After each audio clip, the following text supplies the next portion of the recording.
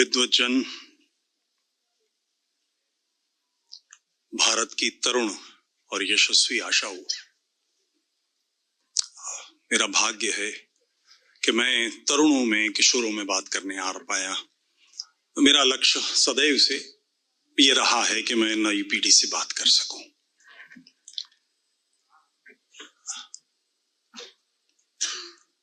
हम लोग 3 दिन से चर्चा कर रहे हैं 2047 का भारत।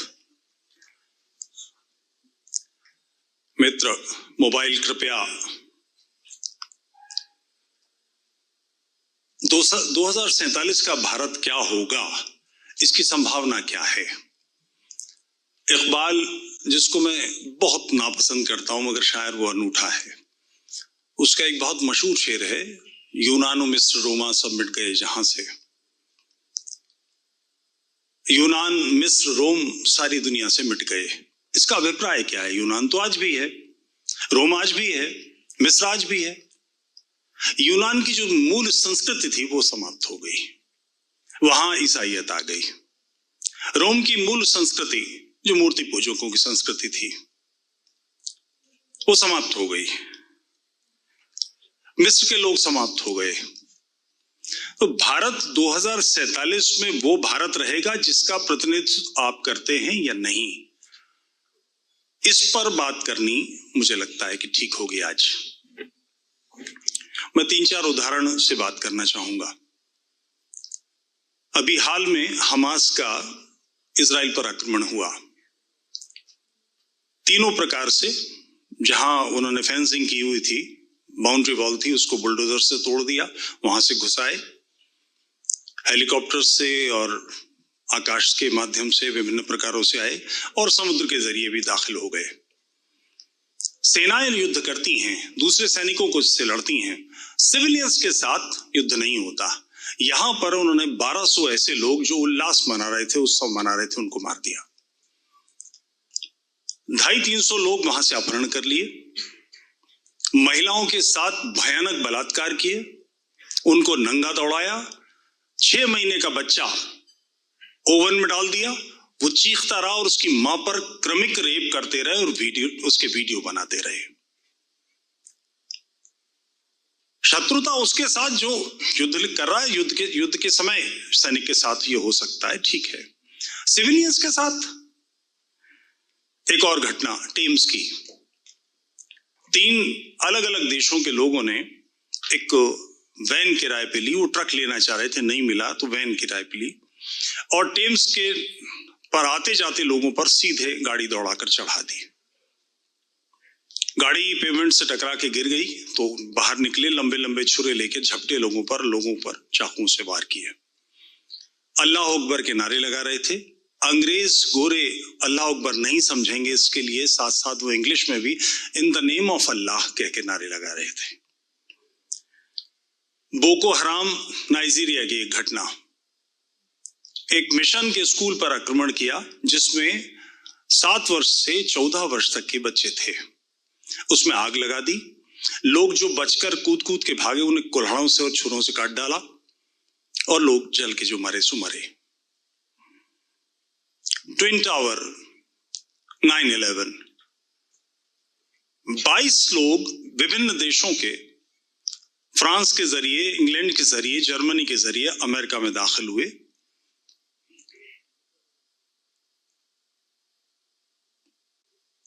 लगभग 1.5 साल ट्रेनिंग लेते रहे और उस ट्रेनिंग के बाद वन फाइन मॉर्निंग उन्होंने 4 विमान बोइंग अपहरण कर लिए, 2 ट्विन टावर से दे मारे, एक राष्ट्रपति भवन पर गिराना चाहा जिसे वहां की एयरफोर्स ने गिरा दिया, और चौथा पेंटागन पे गिराया।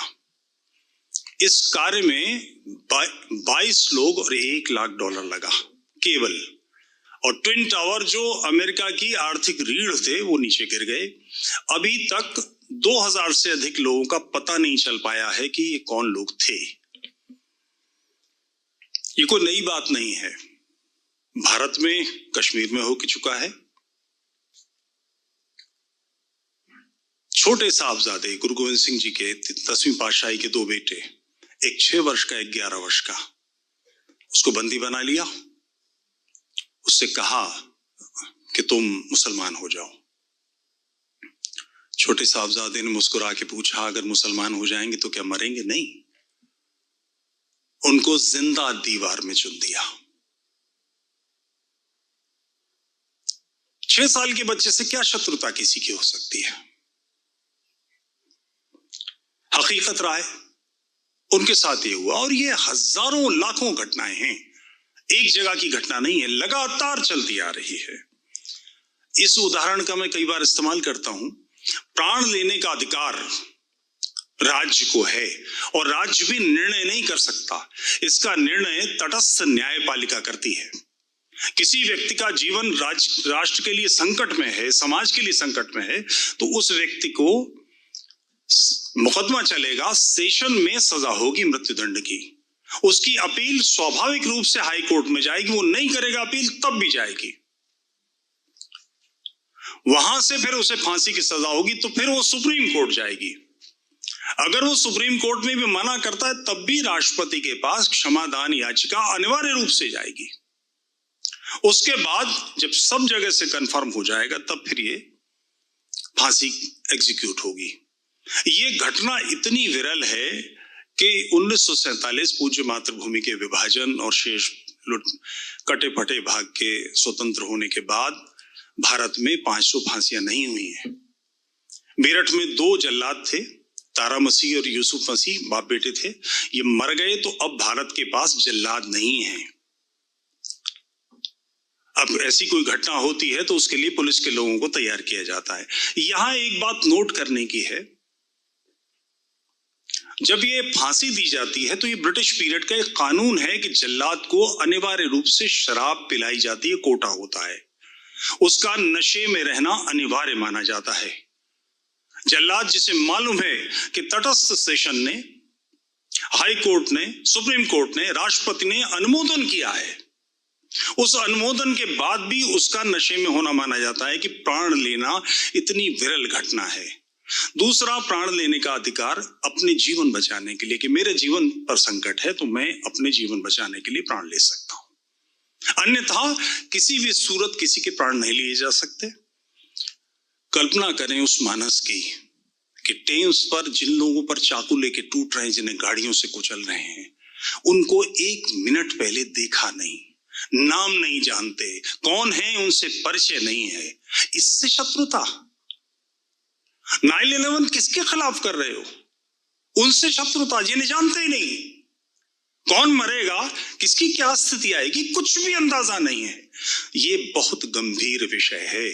2047 में भारत इस स्थिति में बचेगा या नहीं, इसकी चिंता आज करनी, इसके लिए निर्णय करना, आज योजना बनानी, रोड मैप बनाना अनिवार्य कार्य है।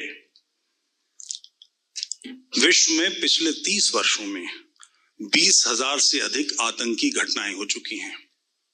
ये रिकॉर्डेड है, 20,000 घटनाएं। 20 वर्षों में 20,000 घटना का मतलब प्रत्येक वर्ष 1,000, यानी दैनिक 3 घटनाएं विश्व में कहीं ना कहीं हो रही हैं, और हम तटस्थ भाव से फिल्मों में, गेम्स में, एजुकेशन में, गर्लफ्रेंड बॉयफ्रेंड में, इसमें उसमें पैसा कमाने में लगे हुए हैं। एक मानसिकता, विषैली मानसिकता लगातार लगी हुई है कि भारत को दबोच ले। मैं इस मानसिकता के बारे में थोड़ी सी बात करना चाहूंगा। इसका प्रारंभ लगभग 14-14.5 वर्ष पहले मोहम्मद से हुआ। मोहम्मद मक्का के एक प्रमुख पुजारी परिवार का, मक्का मूर्ति पूजकों का नगर था, उस परिवार का लड़का था। माँ बाप बचपन में मर गए, किसी प्रकार से जीवन चला, दादा ने पाला, चाचा ने पाला। 40 वर्ष की आयु में इसने घोषणा की, नबूवत की घोषणा की कि मैं अल्लाह का पैगंबर हूं। कुरान बहुत बात की बात है, अल्लाह का पैगंबर हूं। उसके बाद कुरान, उसकी किताब, अपनी पैगंबरी और अल्लाह का दावा कि उसमें कोई शरीक नहीं है, अल्लाह में किसी प्रकार से सम्मिलित नहीं किया जा सकता किसी को, और जो ऐसा करता है उसे मुशरिक कहते हैं। जो शिर्क करता है, जो सबसे बड़ा पाप है, गुनाह है। ये ऐसी विचित्र धारणा है इस ब्रह्मांड में जो मनुष्य की अंतिम सीमा है, इससे आगे हमें पता नहीं है। 300 से 400 ट्रिलियन गैलेक्सीज हैं। हर गैलेक्सी में 200, 300, 400 ट्रिलियन तारे हैं, जिसमें हम हैं मिल्की वे में। इसको क्रॉस करेंगे तो 1 लाख सूर्य की लाइट ईयर्स लगेंगे। 1 लाख लाइट ईयर्स में क्रॉस हो सकती, इतनी बड़ी है। इतनी विचित्र चिंतन, ये सारी खकेड़ असंख्य, इस ब्रह्मांड से आगे नहीं मालूम हमें क्या है। इस सब की सृजना रचना इसलिए हुई है कि इसमें एक सारे बड़े बड़े, इसमें ऐसे ऐसे ग्रह हैं जो 1 लाख सूर्य निकल जाएं। पृथ्वी तो बड़ी टुइयां सी छोटी सी चीज है। ये सब इसलिए बना है कि इसमें एक अल्लाह मियां ने पृथ्वी बनानी है, उस पर एक पैगंबर बनाना है, उसकी उम्मत बनानी है, और ये सारा सिस्टम ही खगेड़ इसलिए करिए कि ये सब हो।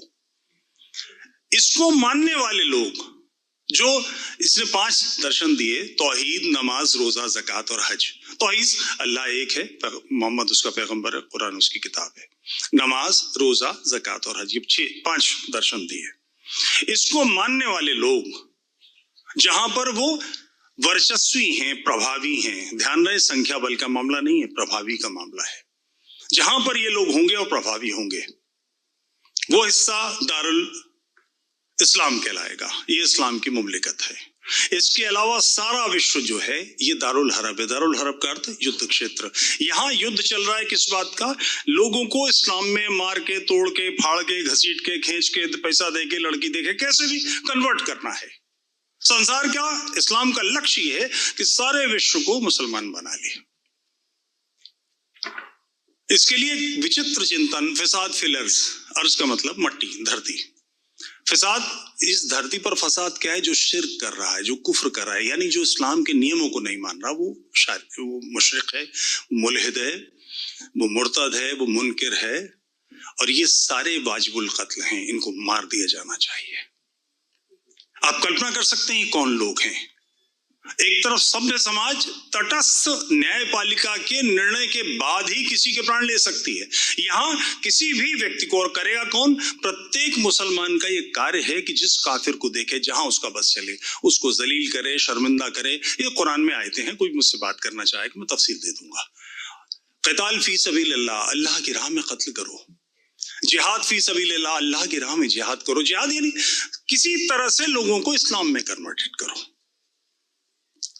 यही धारणा, यही मानसिकता स्वामीनारायण मंदिर पर हमला कराती है, यही 9/11 कराती है,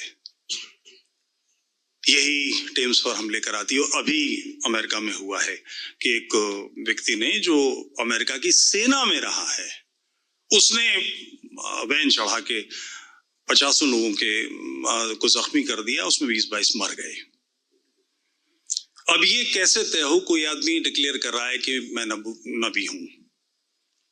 मोहम्मद के जीवन के 2 हिस्से हैं, एक मक्का का और एक मदीना का। तो मक्का का जो काल है उसमें मोहम्मद ने बहुत प्रयास किया, उसके बावजूद 150 लोग भी उसके झांसे में नहीं आए, मुसलमान नहीं बने।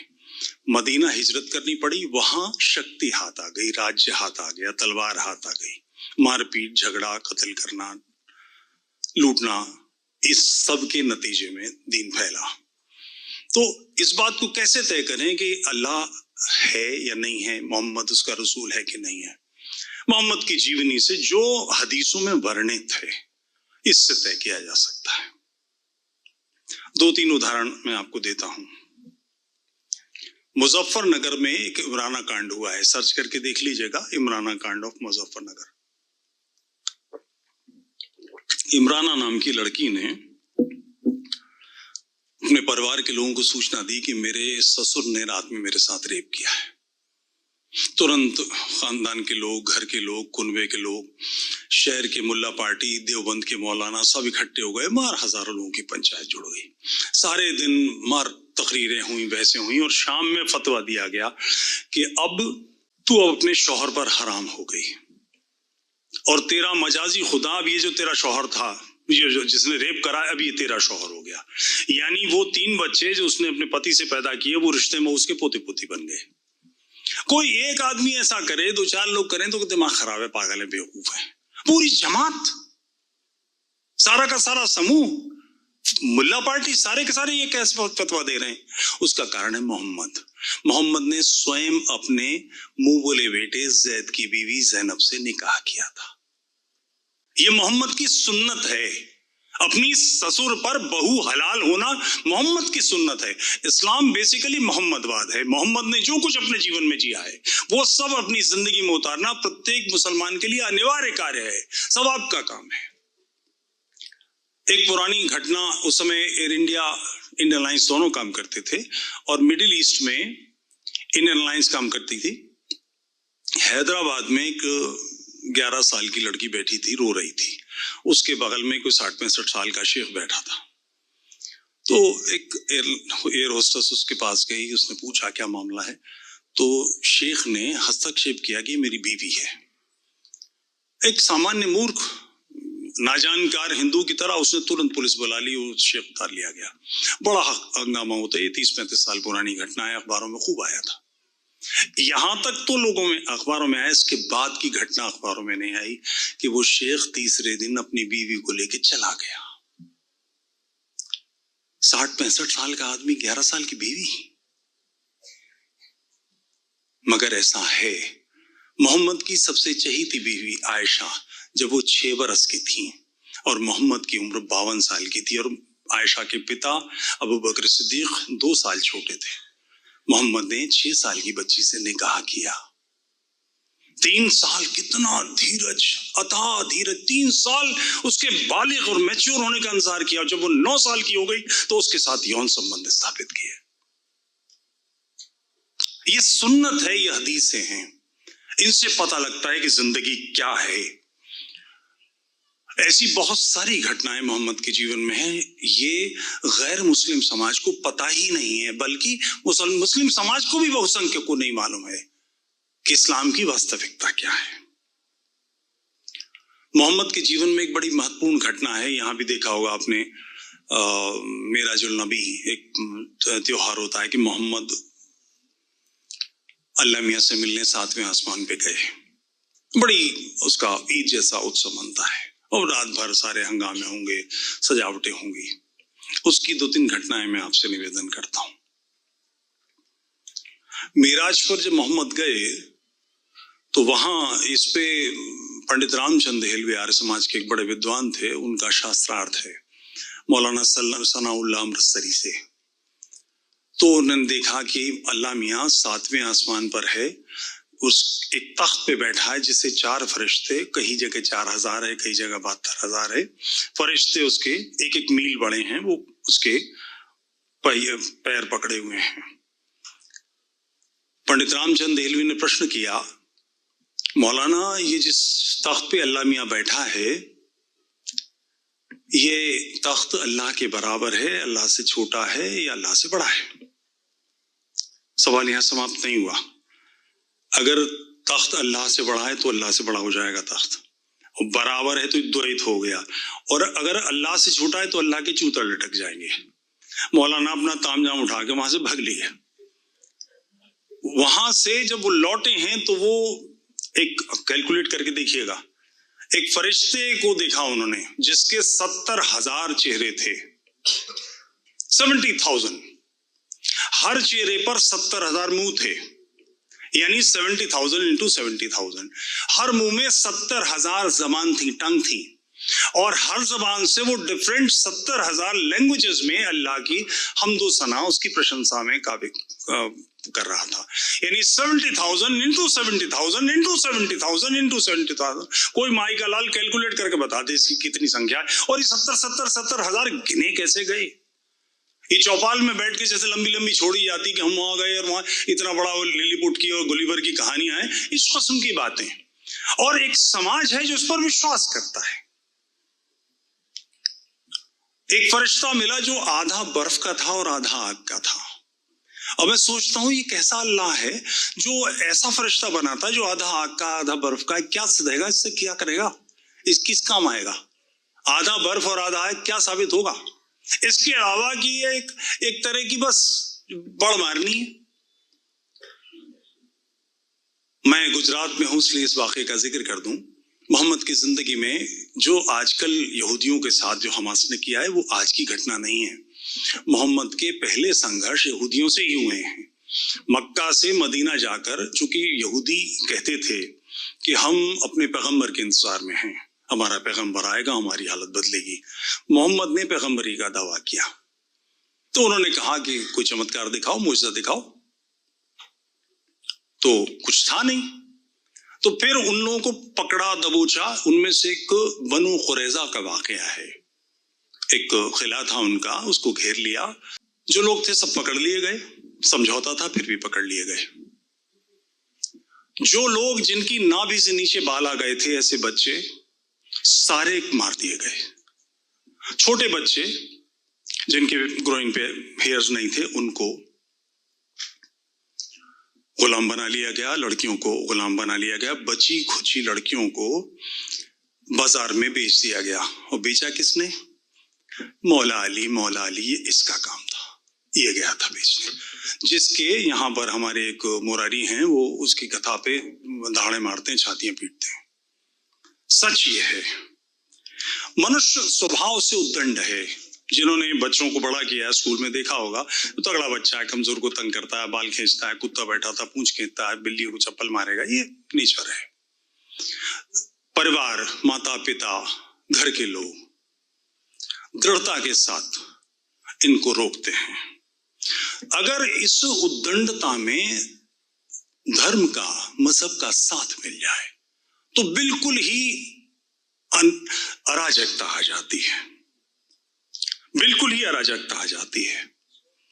ये चिंतन जो मनुष्य स्वभाव, सभ्य समाज का मूल स्वभाव है, मूल आधार है सभ्यता का, कि स्त्री पुरुषों के अधिकार समान हैं। प्रत्येक मनुष्य के अधिकार समान हैं। मैं और आप बादशाह में गुलाम हूं, इसलिए मेरे अधिकार आपसे कम नहीं हो जाएंगे। सभ्यता का आधार ये, इसी पे मनुष्यता, मानवता विकसित हुई है। ये मूलतः उसके विपरीत चिंतन है। ये स्त्रियों का अधिकार पुरुष के बराबर नहीं मानता। कुरान में औरत की आधी गवाही की आयत है। इसको बड़ी सामान्यता से मत, सहजता से मत लीजिएगा। इसका परिणाम खलीफा हारून अल रशीद जब खलीफा बना तो उसका एक महल की बांदी पे दिल आया, तो उसने उसको बुलवा लिया। तो बांदी ने आकर कहा कि मैं आपके वालिद, आपके पिता के साथ रह सकूं, मेरा दर्जा आपकी मां का है।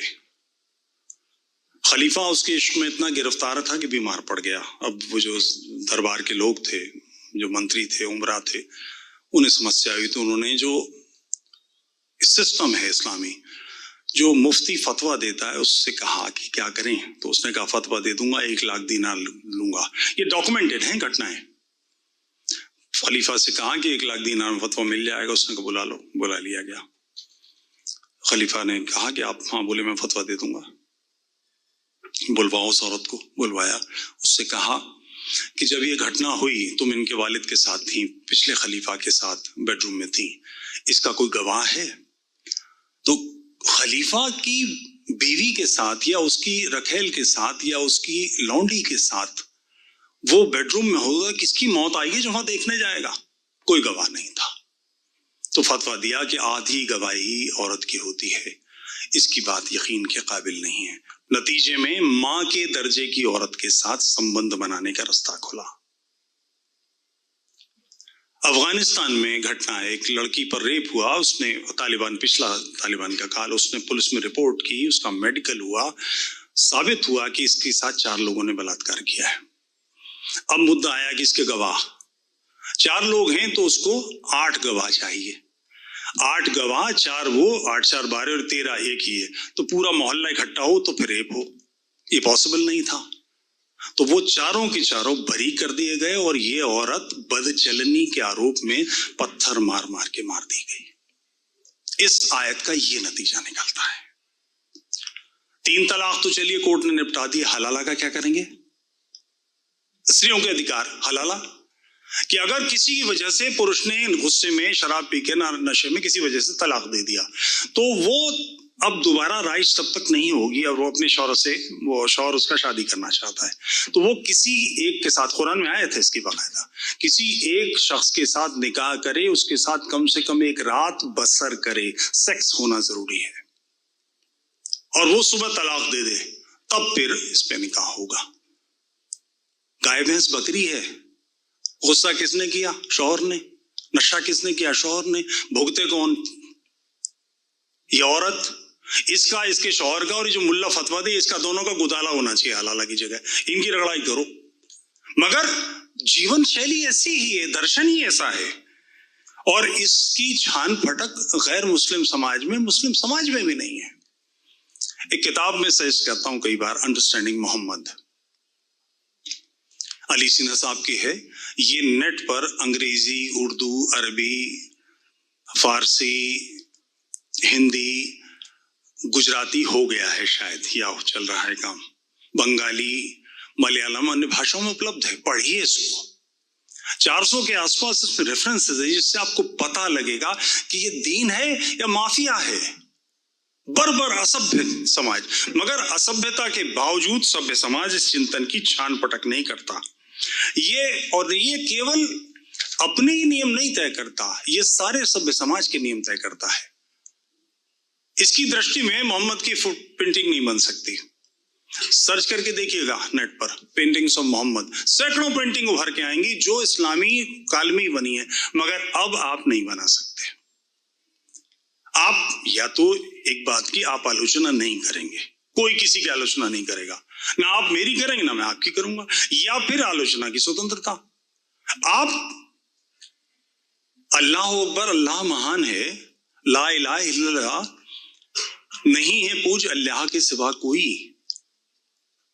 सारा बौद्ध दर्शन, सारा जैन दर्शन, सारा हिंदू दर्शन, सारा आर्य समाज, सारा ईसाइयत, जो जिसकी शिंतो इसकी उसकी सोचें, ये सब झूठ है। असली चीज यही है, और इसके कर्म ऐसे हैं, और चिंतन दर्शन ये है। ये बेसिकली दुष्टता और सभ्यता का संघर्ष है, और इस संघर्ष के लिए हम सजग नहीं हैं। इस संघर्ष पे हम बात करते हैं ना तो पर्ची भेज दी जाती कि अब खत्म कर दीजिए, क्योंकि सत्य समाज सुनना नहीं चाहता। इस दर्शन के कारण भारत के 13 टुकड़े हो चुके हैं अभी पिछले 500 सालों में।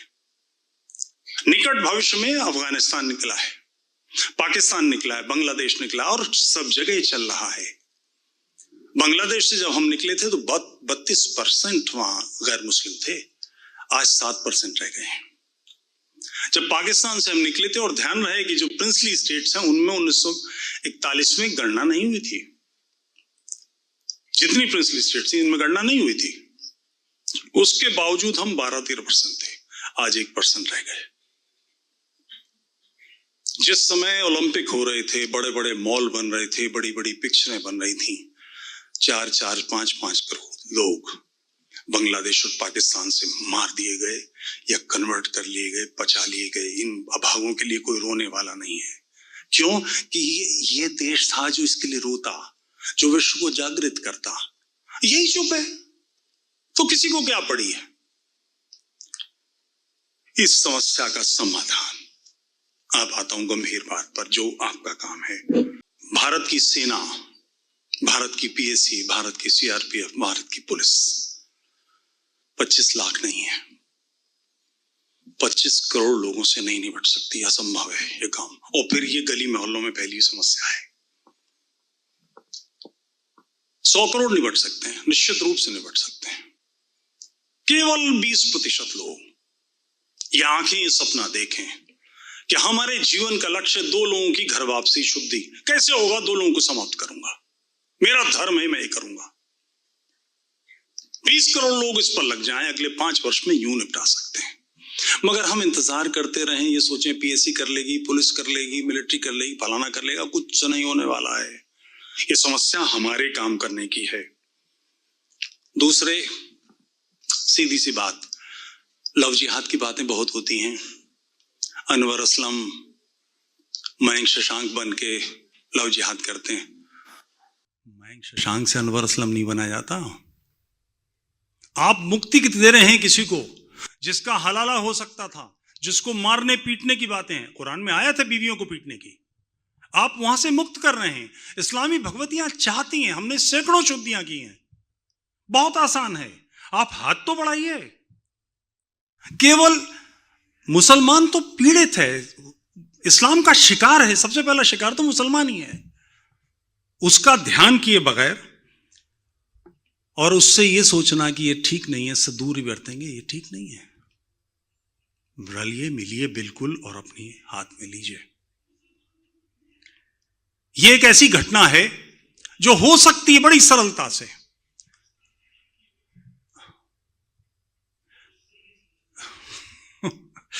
यरूशलेम 2000 साल बाद यहूदियों को मिला। 2000 साल तक यहूदी विभिन्न देशों में, विभिन्न क्षेत्रों में, समुद्र के किनारे, नदियों के किनारे, तालाब के किनारे इजराइल की दिशा में बैठकर रोते थे और कहते थे ये प्रॉमिस लैंड है, हमें एक दिन वापस मिलेगा। ये सुनना नहीं चाहते। ठीक है, 2000 साल बाद धरती वापस मिली। इतिहास में 10, 20, 50 साल कुछ नहीं होते। लक्ष्य होना चाहिए, रोड मैप होना चाहिए। दो लोगों की शुद्धि का लक्ष्य ले लिए, मेरा जीवन कुछ भी हो जाएगा, मेरा धन, मेरा वैभव, मेरा पौरुष, मेरा यश, मेरी सारी क्षमता इस काम में लगेगी, मैं 2 लोगों को घर वापसी कराऊंगा। और बहुत लोग तैयार हैं। कल आपको ध्यान होगा वो रूबिया लियाकत कह रही थी कि अंदर लोग बात करते हैं बहुत सारे। इस्लाम में बदलाव की बयार आ सकती है, मगर वो हवा चलाने के लिए खिड़की हमें खोलनी पड़ेगी। अगर हमने खोल दी तो ये काम हो जाएगा। ये देश 712 से युद्ध में भी बना हुआ है। इसके टुकड़े छीन लिए गए हैं 712 से। उन्होंने सिंध पर आक्रमण किया था तो उसको हिंद सिंध लिखा है, चचनामा में है हिंद सिंध। जिस समय वो आक्रमण करने आए थे, इस देश में एक भी सहयोगी नहीं था। यहां उन्होंने कुछ बौद्ध ढूंढे, कुछ लोगों को पकड़ा, वो अलग बात है। आते समय कोई नहीं था। हम तो 100 करोड़ हैं। अगर हम आज समस्या का समाधान नहीं कर सकते तो कैसे हो सकता है? एक शेर सुनाकर अपना, क्योंकि 2 बार खटखटाया जा चुका है मुझे। मेरी हालत बदल जाएगी तय है, मेरी हालत बदल जाएगी तय है, अगर आंखों में सपना जाग जाए। जय हिंद राष्ट्र।